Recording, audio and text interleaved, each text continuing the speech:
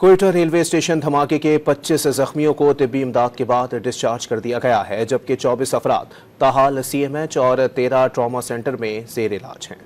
इस पर हम बात करेंगे डॉन न्यूज़ के रिपोर्टर अब्दुल्ला सहरी से। अब्दुल्ला, बताइएगा जख्मों की नौयत कैसी है इन जख्मियों की, और डॉक्टर्स क्या बताते हैं इनके बारे में?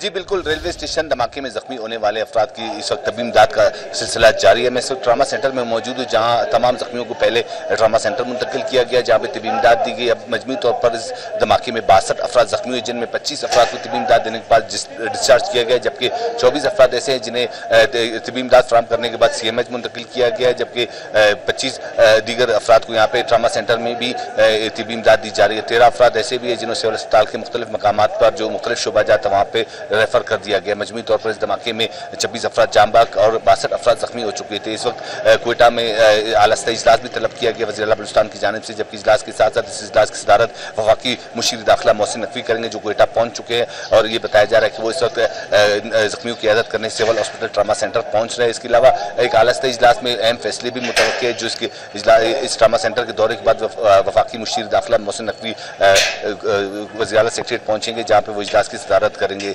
अगर यहाँ पे जख्मियों की बात करें, इस वक्त 7 जख्मी ऐसे हैं जिनको तिब्बी इमदाद फराहम करने के बाद मुख्तलिफ जो यूनिट्स है वहाँ पर मुंतकिल किया गया, जिनकी हालत तशवीशनाक इस वक्त भी बताई जा रही है। जबकि शोधा में जो मुख्तलिफ मकामात कोयटा के मुख्तलिफ इलाकों से ताल्लुक रखने वाले जो शोधा है और दीगर सिक्योरिटी इदारों के एहलकार है, उनकी नमाज जनाजा कोयटा कैंट में अदा कर दी गई है, जबकि उनको शनाख्त के बाद उनके वर्षा के हवाले किया गया है। धमाके का मुकदमा भी CDD थाने में नामालूम अफराद के खिलाफ दर्ज किया गया, जिसमें बताया जा रहा है कि ये धमाका खुदकुश था और इसमें 5 से 7 किलो धमाकेज मवाद इस्तेमाल किया गया है। जी सनाउल्लाह, बहुत आप हमें अपडेट कर रहे थे। अब्दुल्ला सहरी, बहुत शुक्रिया आपका।